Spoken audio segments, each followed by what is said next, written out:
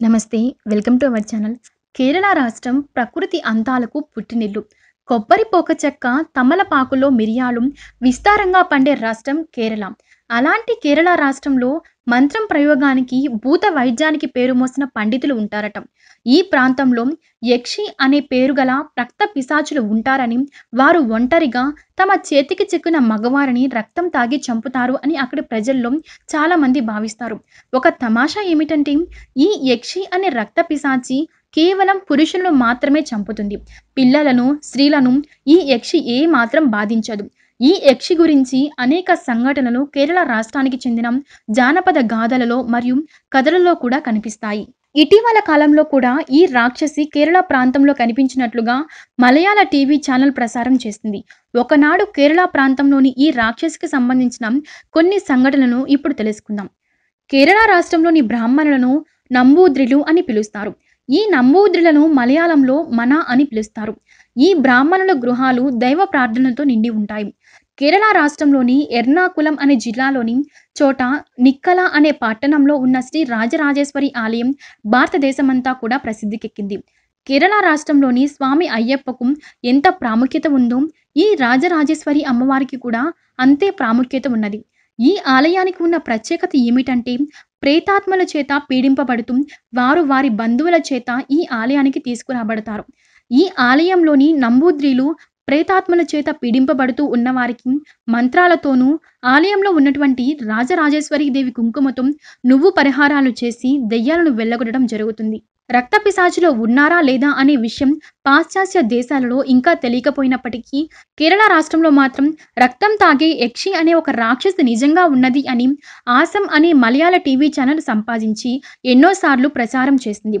నిజానికి కేరళలో నాస్తికత్వమైన తమ ప్రధాన సిద్ధాంతంగానే సాగి వామపక్ష ప్రభుత్వాలు నడుస్తుండడం వల్ల మంత్రతంత్రాలపైన, రాక్షసులపైన అనేక నమ్మకాలు విస్తరించి ఉన్నాయి. ఆ సీతు హిమాచలం భక్తులను నమ్మించి తన దగ్గరికి రప్పించుకొని ఉన్నటువంటి అయ్యప్ప దేవాలయం కూడా ఈ కేరళ రాష్ట్రంలోనే ఉన్నది. మకర జ్యోతి అబద్ధమని నిరూపించాలని సాక్షాత్తు వామపక్ష ప్రభుత్వాలు కూడా ప్రయత్నించి విఫలమయ్యాయి. తోక ముడిచారు. దేవుడిని పరీక్షించాలి అనుకునే వారికి చివరికి మిగిలింది భస్మం. కేరళ రాష్ట్రంలో ముఖ్యంగా గ్రామ ప్రాంతాలలో కథలు కథలుగా చెప్పుకోవడం యక్షి అని ఆడపిశాచి విషయానికి వస్తే వయసులో ఉన్న స్త్రీ ఎవరైనా అకాల మృత్యువుకి గురి అయితే ప్రమాదవశాత్తు మరణించిన, హత్య చేయబడిన ఆ యువతి యక్షిగా మారుతుంది. అలా మారిన ఆడపిశాచి తాడి చెట్టు పైన జీవిస్తూ ఉంటుంది. రాత్రి సమయంలో ఏకాంతంగా సంచరిస్తూ ఎవరైనా పురుషుడు బలిష్టమైన వాడు అటువైపుగా వస్తే అందమైనటువంటి స్త్రీ రూపం ధరించి ఆ పురుషుడు ఉన్న ప్రదేశానికి వెళ్ళి తాంబూలంలోకి సున్నం ఉంటే ఇవ్వమని అడుగుతుంది. అటుగా వచ్చిన పురుషుడు మనోనిబ్బరంతో ఆమె ఒక రక్త పిశాచి అని గుర్తించి తన దారిని తను వెళ్ళాలి అని ప్రయత్నిస్తే ఆ రక్త పిశాచి అతనిపై సమ్మోహన శక్తిని ప్రయోగించి అతన్ని వశం చేసుకుని తన వెంట తీసుకుని వెళ్ళిపోతుంది. మర్నాడు ఉదయం ఎవరైనా వచ్చి ఆ తాడి చెట్టు దగ్గర పరీక్షించినట్లయితే ఆ రక్త పిశాచి వెనకాల వెళ్ళినటువంటి యువకుడి యొక్క గోళ్ళు, వెంట్రుకలు మాత్రమే కనిపిస్తాయి. అయితే ఈ రక్త పిశాచికి ఇనుప లోహం అంటే మహాభయం.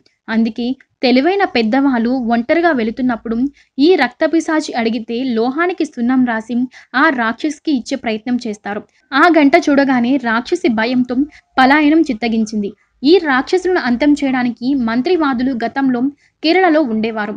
ఈ మంత్రివాదులు ప్రత్యంగిర విద్యను ప్రయోగించి ఆ రాక్షసిని బంధించి ఖర్జూర చెట్టుకి ఆలోపింపచేసి ఆ చెట్టుకి ఒక ఇనుప మేకులు కొడతారు.